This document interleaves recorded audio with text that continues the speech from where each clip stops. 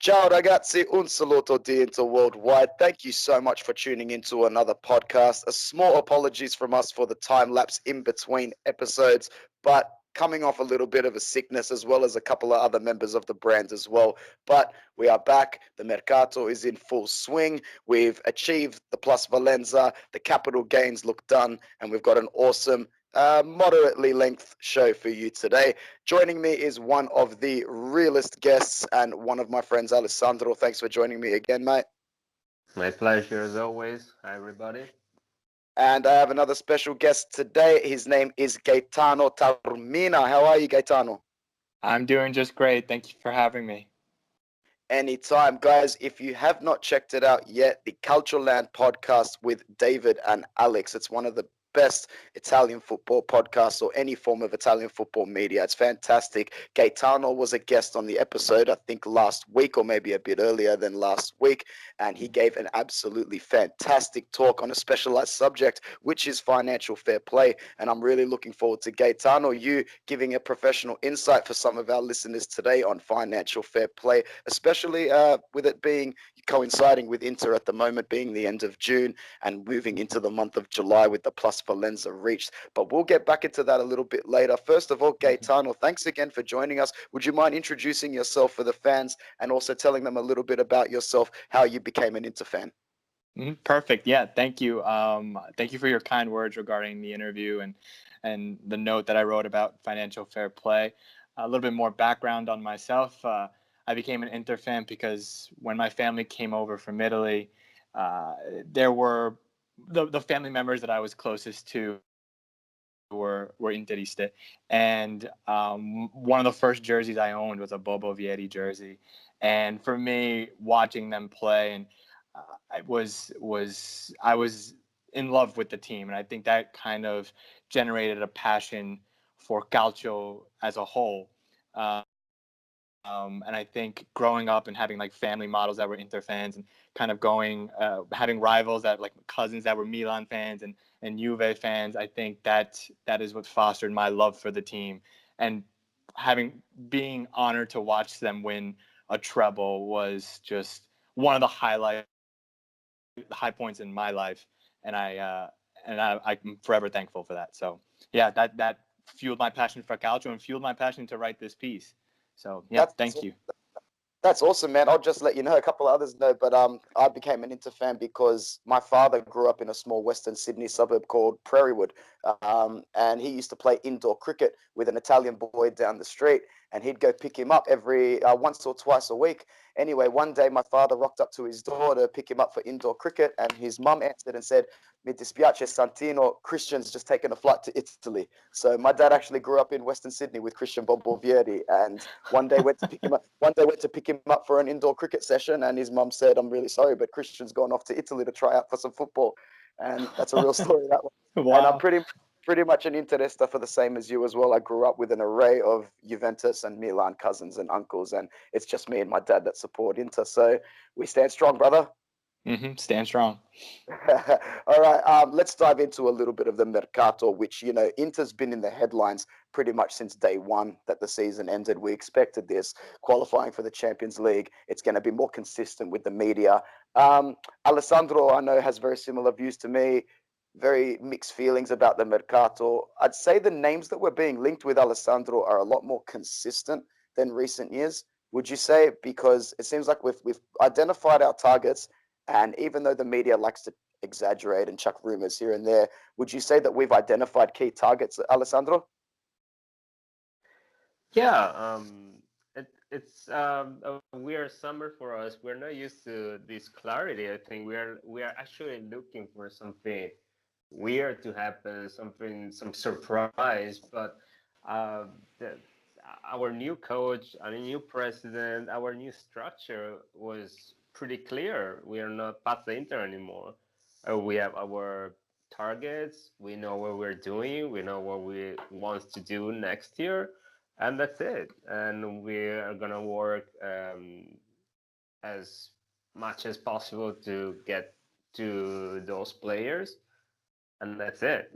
It's not gonna be any weird stuff going on, any weird names, and Yeah, it's unusual, but I think it's a step um, forward for us. Finally, um, the people in charge seems to get control of the situation. Yeah, absolutely. Let's stay on you for a sec, Alessandro, and talk a little bit about Stefano Sensi. If you haven't already, ragazzi, check out the YouTube channel because I've just put up a video that's given my thoughts on the Sensi transfer, which looks about 99.9% official. Alessandro, what are your thoughts about signing the Sassuolo midfielder, and what do you think his role is going to be under Antonio Conte this season? So the Sensi deal, it's the only thing that surprised me first, but I think everybody. And I think it's a pretty smart one, just because, first of all, it brings some plusvalenza for us. Is a player young, is just a loan so far. So for all the people say, oh my God, 25, 30, 35 million, it's a lot for this player. But actually, for the first year, for the loan, it's 5 million, and it's not even cash. It's just some youngster sent as a swallow.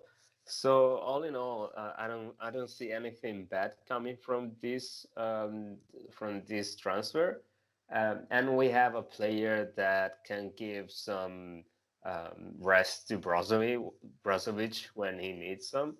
I don't know exactly. Sorry, I don't know exactly how much he will play and in which position exactly. I think under Conte, uh,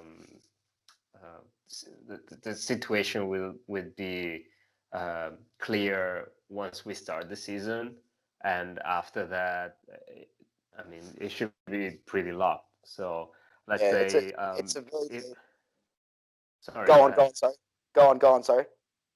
Yeah, no, I was saying probably we're gonna play with three midfielder, Brozovic, hopefully Barella, and Gagliardini or Messino. So since it would take, we have the Champions League, we have Coppa Italia, we have Serie A. So uh, in this case, we're gonna have some rotation and having Sensi, having Nangolan, maybe having Vecino and Gagliardini. Those six, maybe seven player, uh, they're gonna they're gonna play all these competitions. So yeah, I don't know exactly how much. Nobody know. I'm assume at the moment. Yeah, well, it's a very, very low risk transfer. That's what I was going to say. It doesn't really Yeah. implicate us to any risks. If it doesn't work out in the first season, I'm sure the board and Marotta will find a solution. But as you said, I'm pretty confident with stacking up a few names in midfield. Last season, it was the area that we really needed more depth in, and it looks like Conte is overcompensating in the middle of the park. And I would much rather he overcompensate than undercompensate, especially with, as you said, Coppa Italia, Champions League. There's going to be many fixtures. Gaetano, switching over to you, what are your thoughts on the Stefano Sensi transfer, mate? So, as Alessandro mentioned, it definitely caught me by surprise. I think it was the one player that we really weren't linked with in the past. It was kind of just a surprise out of nowhere. But I really do like it. I think, as you mentioned, I think there's depth that needs to be addressed in the midfield. I think he is a player that Inter doesn't have many, and that's someone that can break down a defense when the defense sits back. You know, when you're playing an Inter team, especially when Inter's at home, or when you're playing on the road for a team that needs a point and they're going to sit back and wait to get you on the counter. Sensi has the ability to break down a defense with a pass. I think he, and again, low risk. You know, it doesn't preclude us from going after Barella, which for me should be the number one target in the transfer window. I think he is going to be. I think he's so dynamic. He can be really a force, and it doesn't preclude us from that. So I think this is it's a low risk, potentially very high reward with Sensi. Yeah, absolutely. Let's stay on Barella now that you've mentioned him. Man, I remember recording a podcast or a couple of podcasts at least 6 months, 9 months ago, where Alessandro outlined Nicola Barella and Sandro Tonali as two names for midfield. And I remember just thinking, yeah, I've heard of Barella and I know he's good, but I don't know how good he is. And then I started to pay more and more attention, especially at the start of last season. And I would echo your thoughts, Gaetano. Nicola Barella, he's just a class above the rest of the youth of the Italian team, him and Federico Chiesa. And I'm really, really happy that not only did we identify Barella early, but we seem to have had this deal done behind closed doors for a long time. It's about 95 to 99% done. And if it does materialize efficiently over the next week, we'll know that Marotta and co had this one done a long time ago. You remember, boys, in the January Mercato, halfway through the season, there was so many talks about Chelsea putting bids in, and it was dismissed straight away. Napoli went right to Cagliari and the president and said, we're ready to table a bid, and Nicola Barella said no. Then AC Milan came in only a few weeks ago, and Barella has refused again. It seems like he's ticking all the boxes, Gaetano. Would you agree? He wants to play for us. He's an Inter fan. He's refused other clubs, and he looks like he's got his eyes on the prize. So, what else do you have to say about Barella, mate? I absolutely agree. I think he's one of the he plays with passion. He absolutely he is everywhere on the park. There's when I was watching the U21 tournament, he was absolutely everywhere. He was in the attack. He was making crucial tackles. But also, I think him denying Napoli, him denying Milan, are something that is, that idea of like loyalty almost kind of is a forgotten task. I mean, we're seeing what's going on with Roma and the lack of loyalty there, and now you're seeing Barella, who's showing not only loyalty to Cagliari but loyalty to his word to Inter. This player not only has skill, has heart, has determination, but he's more morally just a perfect player for Inter. If Skriniar wasn't the captain to be, I would say Barella coming in looks like the next one. But yeah, I think Barella has everything that you need for in a midfield general. Yeah. Before we move on to another target, Alessandro, anything you want to add about Nicola Barella? I know you've made your sentiments pretty clear on past podcasts, but are you excited to get that deal wrapped up or what, man?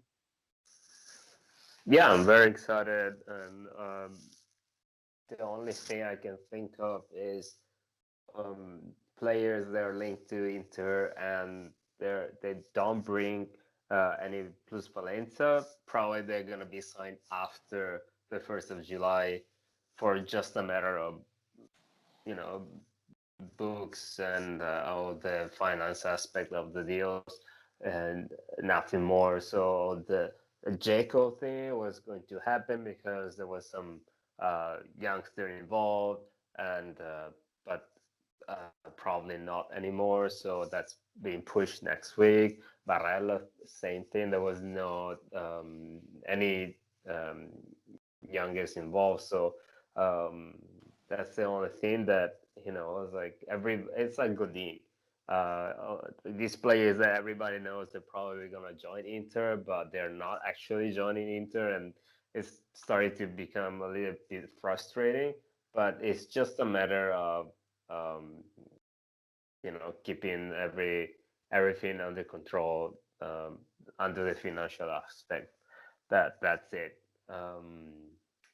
Yeah, and not only I like Barella as a player, but as a person, he's really young, but he's acting as like a veteran, and that's very important, especially under Conte.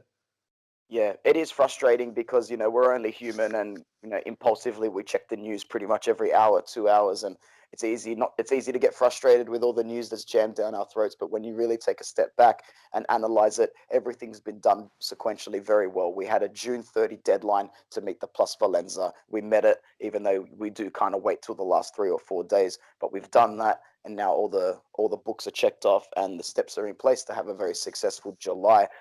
Moving on to our next transfer target, which is also done. See, this is what Alessandro just said. You got Godin, Barella, Sensi, and now Hector Lazaro. All these players, there's not one official announcement yet, and all of them are teetering on the 99%, just waiting to sign a contract. So Hector Lazaro, Gaetano, is about to come in from Hertha Berlin. 7 assists and 3 goals last season. Do you know much about the right wing back for Hector from Hertha Berlin, Gaetano?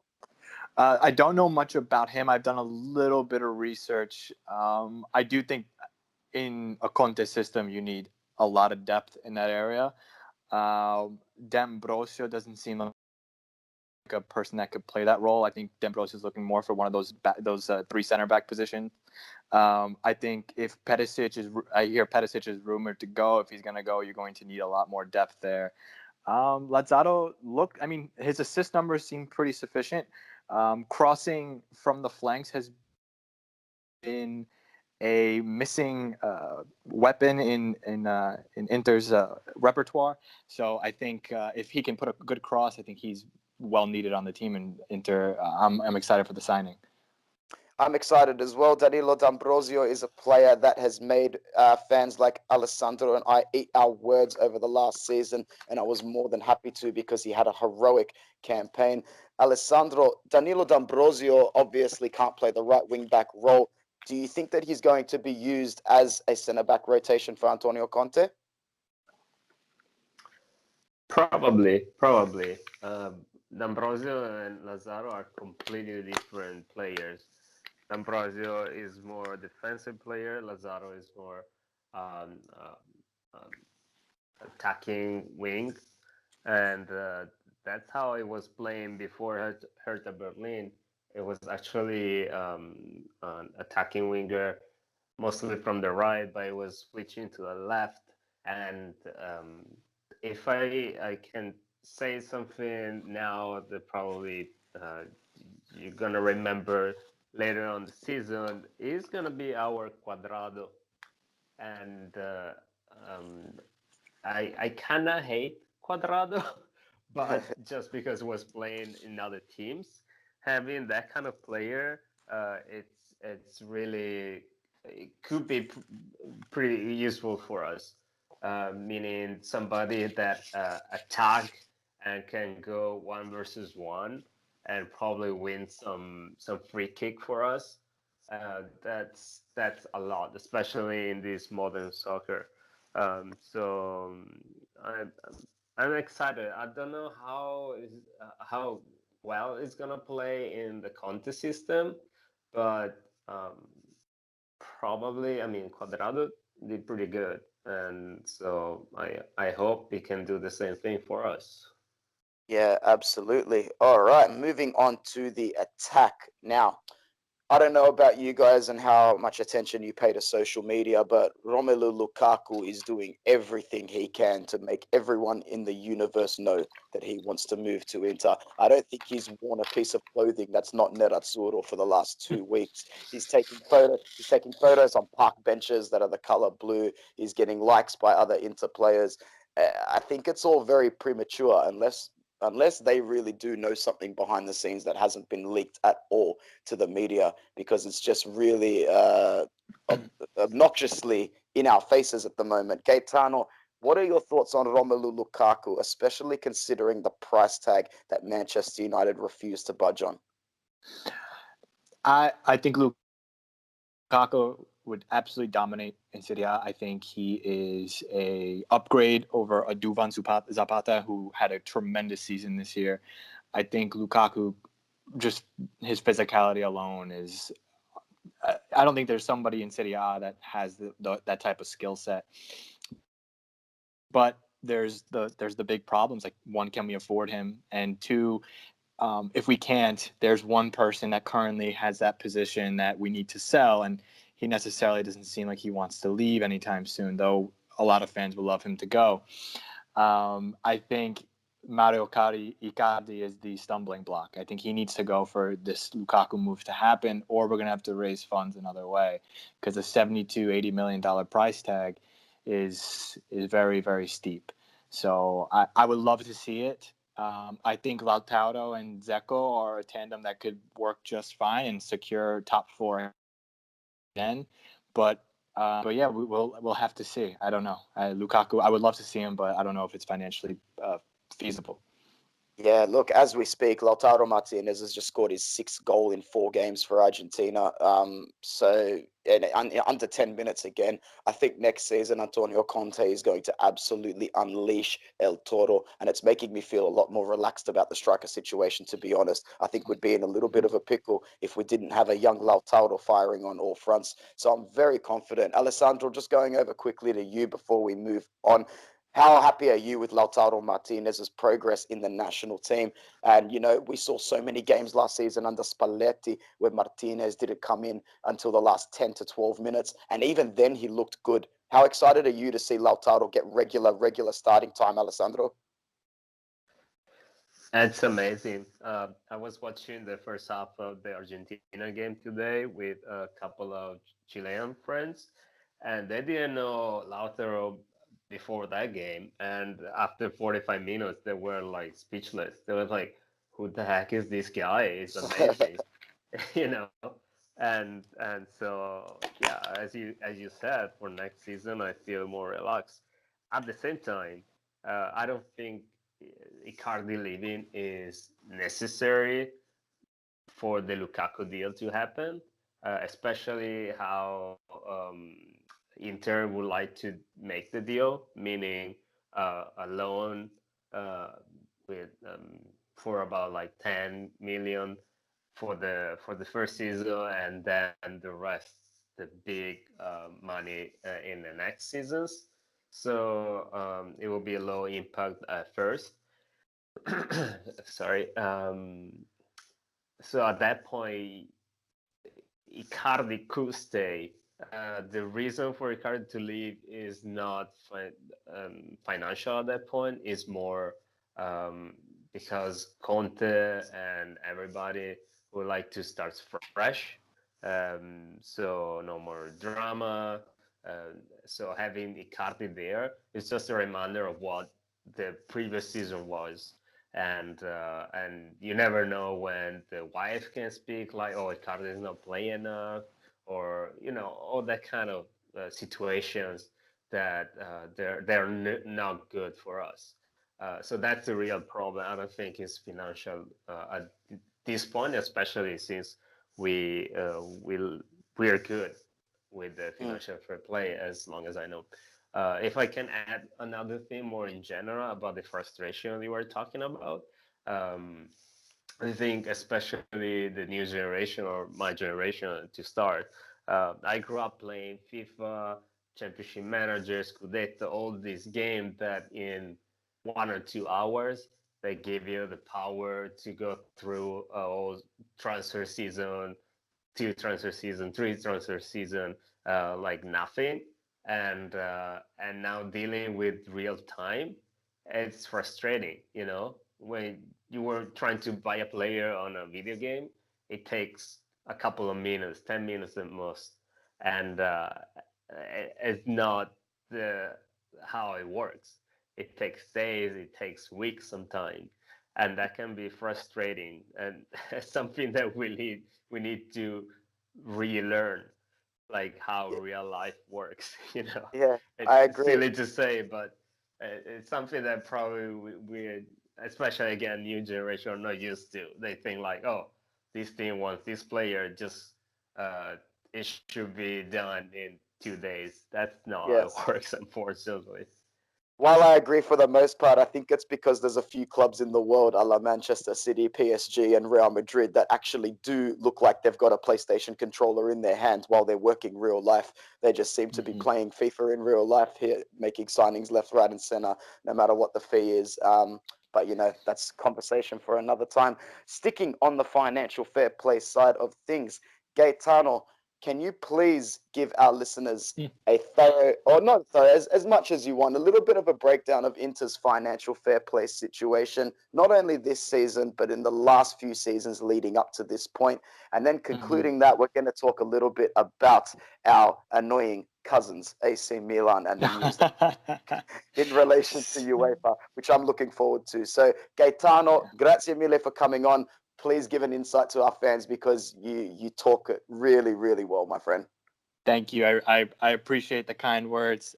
So regarding I'm going to give a brief overview over financial fair play, very brief, and then I'll talk about Inter specifically so it could fit right in. Also, Um, say why you know all this stuff. It's not like me or Anthony. You are actually in that kind of business, so, let's say. yeah, I went to business school, and then I just graduated law school, and now I'm currently studying for the bar exam in New York. So I studied this material to write about it in the International Law Journal at Fordham University.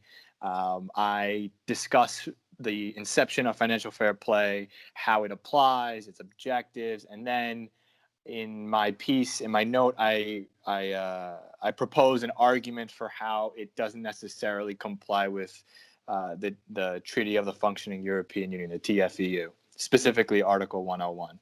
So it definitely took at least a month and a half, 2 months of just research before I actually got to writing.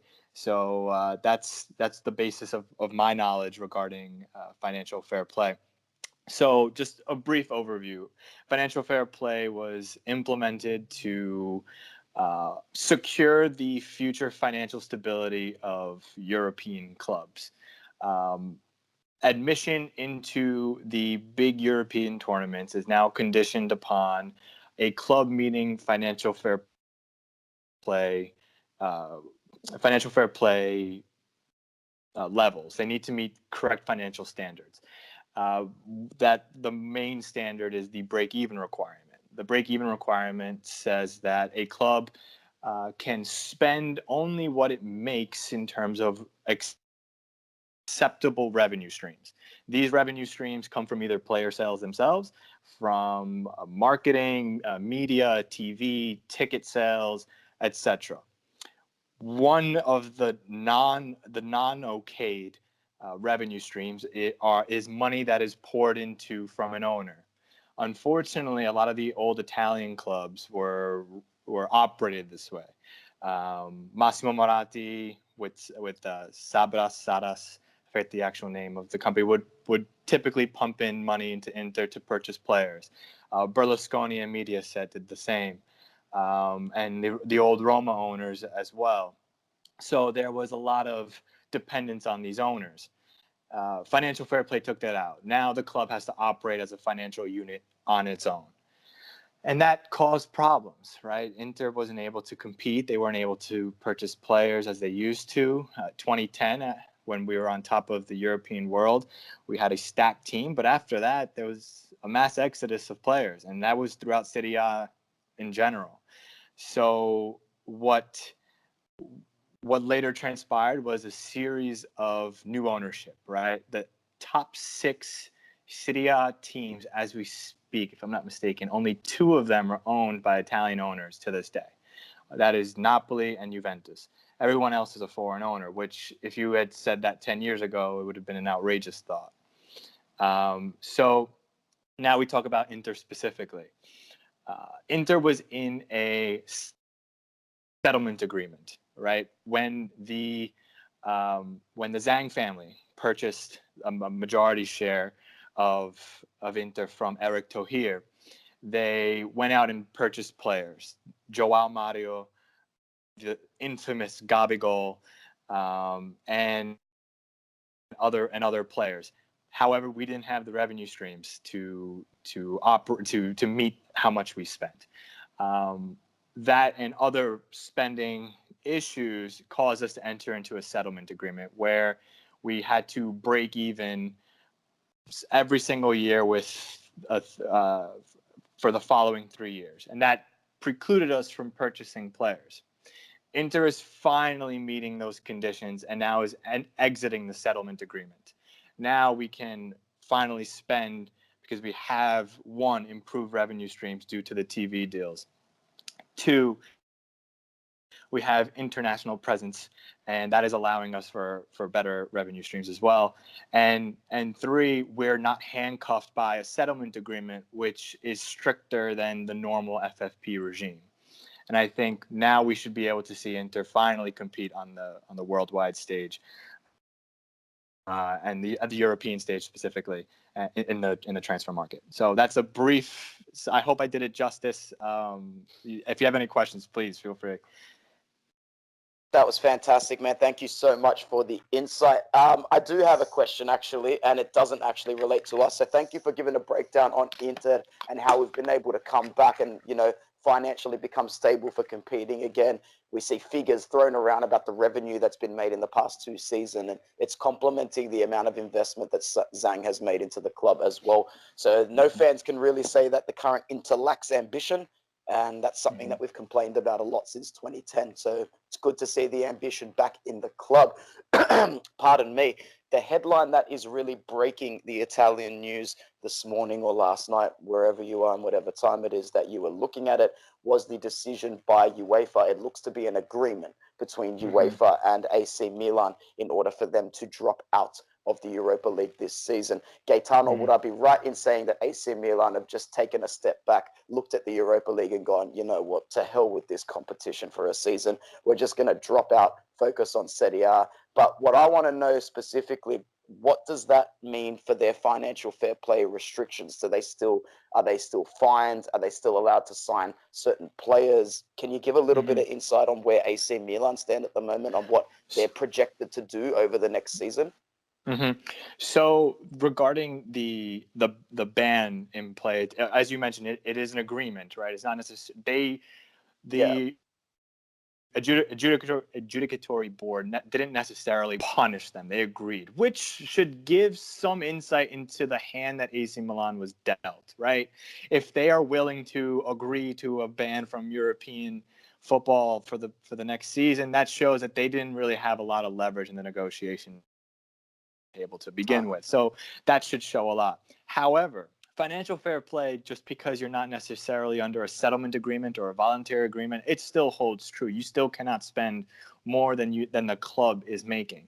Now, the question is, how much is AC Milan making on an annual basis, right? The Berlusconi, I think it's a fair assessment to say AC Milan is financially a few steps back from Inter. Inter has had more time to build their revenue streams post Moratti, right? The Berlusconi spent tremendous amounts of sums, but a lot of that was his own or Mediaset's money, right? AC Milan has to still build up their commercial revenue between, expanding internationally or potentially the new stadium or other media rights. So Milan is still going to be handcuffed in the market. They still need to balance their spending from the past to some extent. So I don't see a lot of transfer activity going on with Milan. I think there's been a quoted budget of around 40 million euros. I would say that sounds about right, because they don't have technically the club as its own doesn't have the revenue streams to fund the necessary spending that Milan is used to. Okay, so just a quick question then. So a lot of these rumors that are coming out day in, day out, that they are linked with signings like 35 million for Torreira. Are they able to sign players like that? Do you think they're able to spend that kind of money? So, well, it depends how that 35 million is spent. I don't think they can't spend that out in one sum. They can't just, for example, they're not able to drop $35 million in cash. If they were to pay that over installments, like the 2-year loan with the option to buy and not a forced option, the option to buy at the end of that, perhaps, right? That would look around $7 to $8 million a year. That might fall into their budget. Whether or not that's appealing to someone like Arsenal, I don't know, because Torreira on the open market could probably fetch around $30 million up front.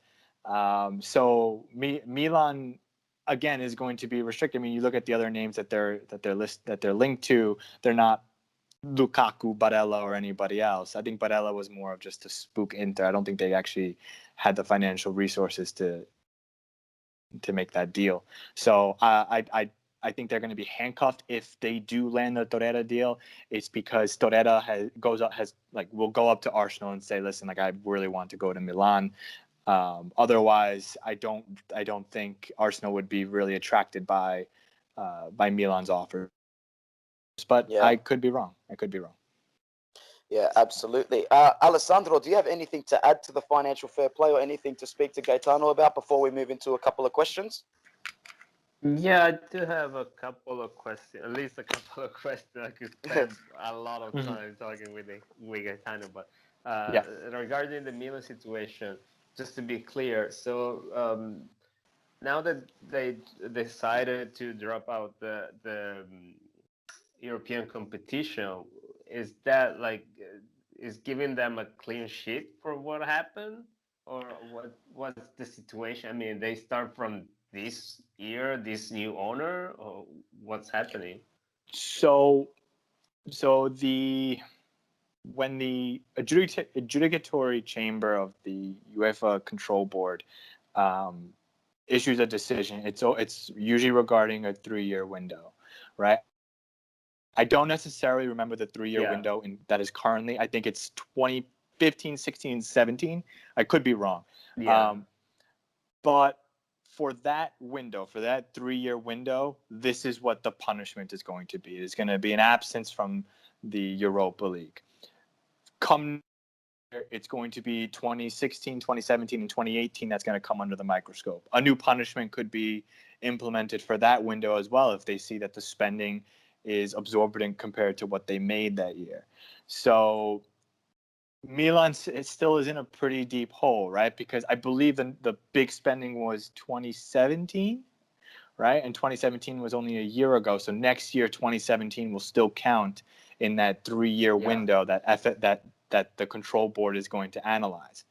So they still need to balance their books, get their revenue in order to off-balance that big spending that they did in 2017. So they could face future punishment next year if they don't monitor their spending or make a couple of player sales. The other thing is they're not going to have European revenue, right? They're not going to have the Europa League, though it's smaller than the Champions League. Europa revenue, as I discussed in my note, is still pretty significant. So they're not going to have that revenue to help balance. So they're going to have to find revenue other ways, whether it's the sale of Donnarumma or Romagnoli or Caldara. We'll see. But I think Milan is going to have to really tighten its wallet and make some player sales.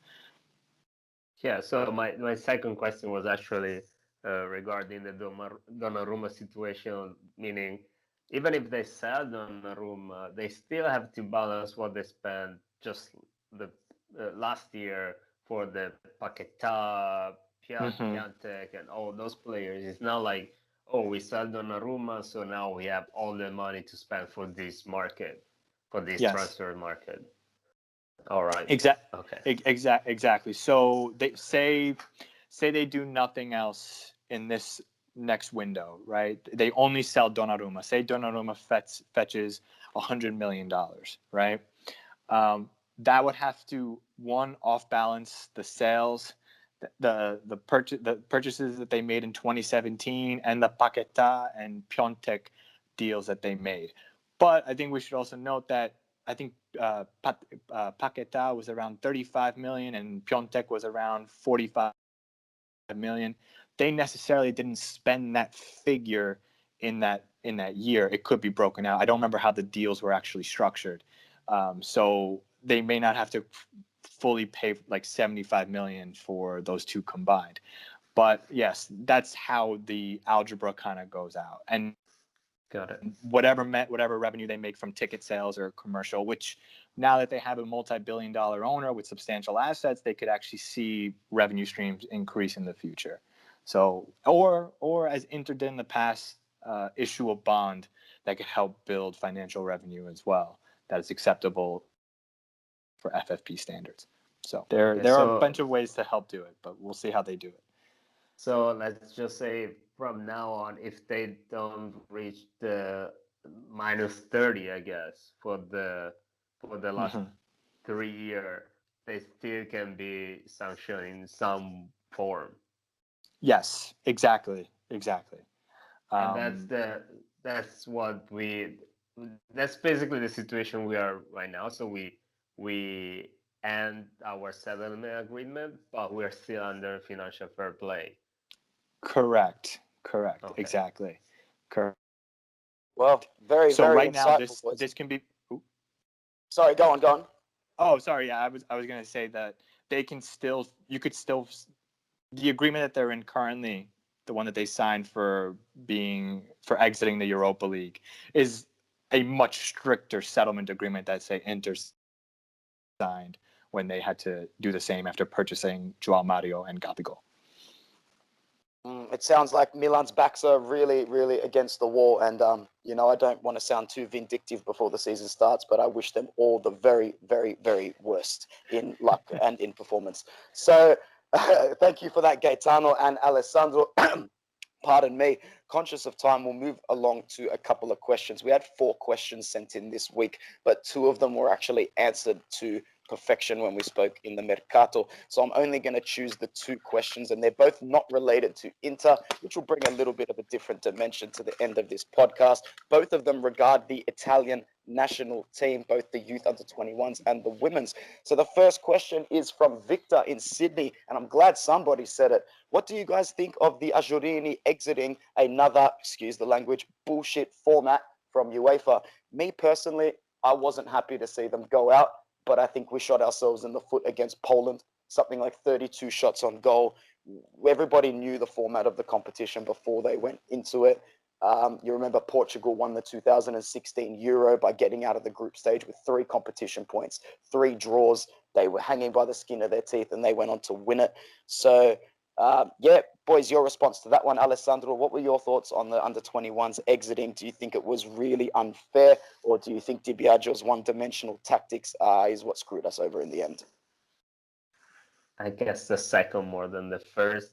And I need to be honest. I didn't have time to watch so much, especially because there are so many competition going on at the moment. There is the African Cup, the Women's Cup, under 21, under 20, under 19, and I don't know. There is so much going on, and especially living on the other side of the world, it's so complicated.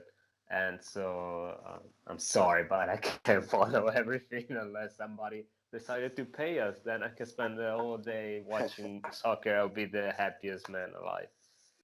Absolutely. In terms of the second question, I'll go over to Gaetano. This is from Salvatore in Melbourne. So repping the Australians strong once again in the questions.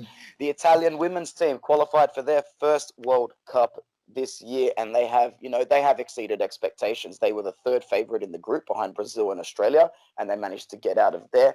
And now we have a quarterfinal against the Netherlands tonight. Gaetano, have you been following any of the Women's World Cup? What are your thoughts overall, and are you impressed with the Italian national team? I am very impressed with the Italian women's national team. I think, and I can't help but make comparisons to the men's national team. They are defending with the Italian mentality. I mean, they're putting passion in. There's like a lot of grinta. I am so amazed to see a team. Unfortunately, they are carrying some old Italian Achilles heel with losing to Brazil. But luckily for them, if they are true to if they follow the steps of the Italian men's national team, if they happen to get Germany in the semifinal, then they should be off to the final no problem.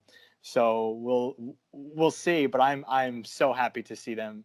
I think Italy needs a bright spot right now, given the past international displays, and having the U21 team be undone by Di Biagio and Biscotti at the same time. It's quite it hasn't been a great international stage for the Italian national teams in the past. So it's good to see the women doing well. Yeah, it's good to see the nation as a whole on the up on international level, even if they don't bring home any trophies in this off season, which, as Alessandro said, there's so much international football going on at the moment that I'm actually really, really enjoying it. But we can definitely see the sequential steps that the Italian board are making in order to get the country back on the map. Guys, that is all we're going to have time for this edition of the Inter Worldwide podcast. It's been a fantastic edition, a very informative edition. And I just want to thank my special guest, Gaetano, for coming on. And I have absolutely no doubt that we'll speak to you again soon. So thank you so much, mate. Thank you so much. It's been absolutely my pleasure. And anytime you'd like to have me, I'd happily come on. Thank you so much. Thank you. And thank you once again to our good friend Alessandro. Always good to hear from you, mate, and we will speak soon. Thank you, Gaetano, and I hope to hear you both pretty soon. Okay, and signing off from all three of us, Forza Inter worldwide. Ciao ragazzi. How?